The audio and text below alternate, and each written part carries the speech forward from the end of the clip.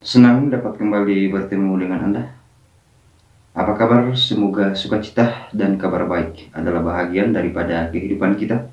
Perlengkapan pengambilan keputusan organisasi selain melalui pelaksanaan MUBES atau rapat anggota organisasi dan juga rapat pengurus organisasi dapat juga dilaksanakan melalui pelaksanaan sidang istimewa organisasi.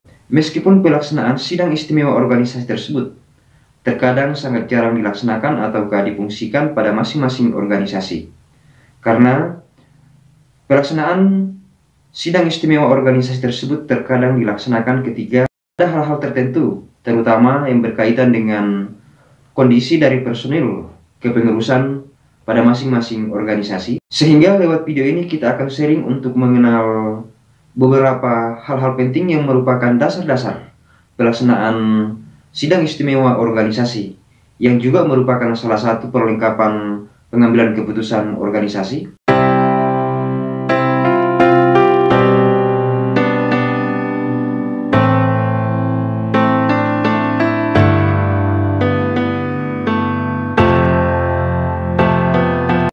Tetapi sebelumnya itu perlu kami informasikan bahwa bagi sobat dan teman-teman yang berkerinduan untuk sharing lebih lanjut seputaran organisasi, melalui channel ini telah tersedia kelas.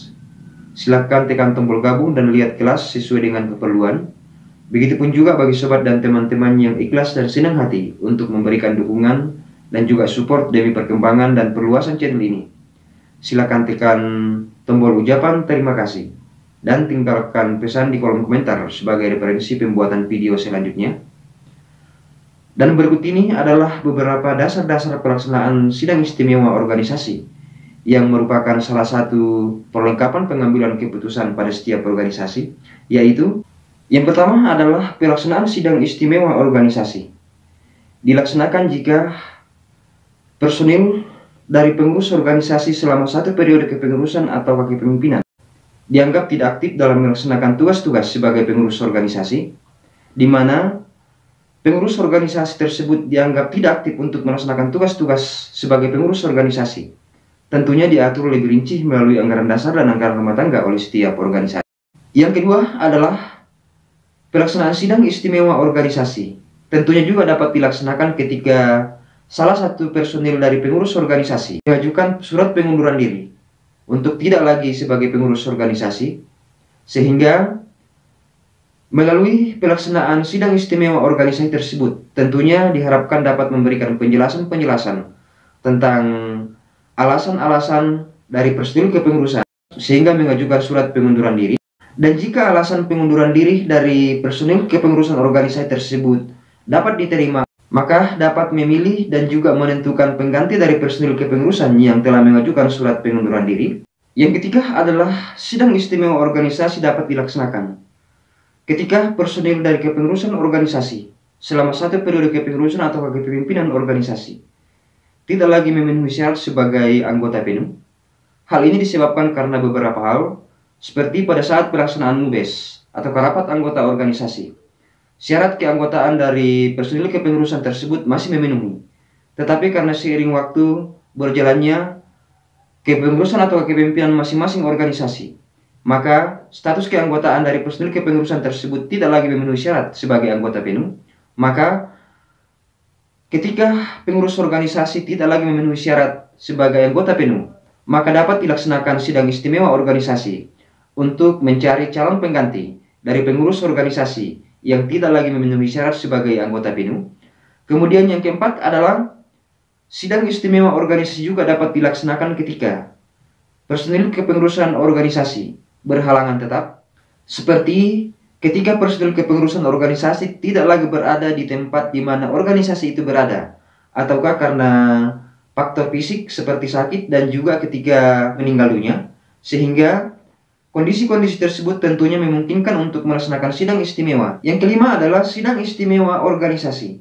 Tentunya juga dapat dilaksanakan ketika personil kepengurusan organisasi memiliki jabatan yang sama di organisasi yang lain, di mana salah satu persyaratan untuk menjadi pengurus organisasi adalah tidak diperbolehkan untuk memiliki jabatan yang sama di organisasi yang lain, sehingga ketika personil kepengurusan tersebut memiliki fungsi jabatan, maka dapat dilaksanakan sidang istimewa organisasi, di mana pelaksanaan sidang istimewa organisasi tersebut diharapkan dapat mencari dan memilih calon pengganti dari pengurus organisasi yang tidak lagi bersyarat sebagai pengurus organisasi karena memiliki jabatan yang sama di organisasi yang lain. Yang terakhir, yang keenam adalah ketika pengurus organisasi dinyatakan sah melanggar anggaran dasar dan anggaran rumah tangga organisasi. Sebagai salah satu contoh adalah ketika pengurus organisasi tersebut menggunakan jabatan dan wewenang untuk kepentingan pribadi, sehingga merugikan orang lain terlebih merugikan organisasi, maka dapat dilaksanakan sidang istimewa.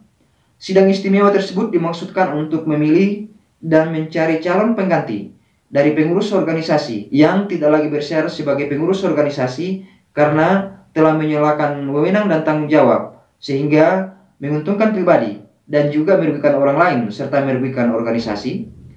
Oleh karena itu dapat kita melihat bahwa sidang istimewa organisasi tersebut tentunya jarang dilaksanakan atau jarang diimplementasikan, sebab pada dasarnya melalui MUBES atau rapat anggota organisasi tentunya telah mempertimbangkan persyaratan dan juga kriteria untuk menjadi pengurus organisasi. Meskipun demikian, pelaksanaan sidang istimewa organisasi haruslah diatur melalui anggaran dasar dan anggaran rumah tangga organisasi, mengantisipasi jika ada hal-hal yang tidak diinginkan yang terjadi dalam tubuh kepengurusan organisasi, terutama yang berkaitan dengan persyaratan dari personil-personil kepengurusan organisasi. Oke guys, semoga bermanfaat dan perkenankan kami menyapa sobat dan teman-teman komunitas tutorial organisasi yang telah mendukung channel ini. Dan bagi sobat dan teman-teman yang baru melihat dan baru berkunjung dan berkerenduan untuk belajar seputaran organisasi, silakan bergabung dengan saya melalui channel tutorial organisasi. Dan jangan lupa untuk mengklik dan menonton salah satu video yang akan ditampilkan di akhir video ini. Salam kompak penuh persahabatan dan terima kasih sudah menonton.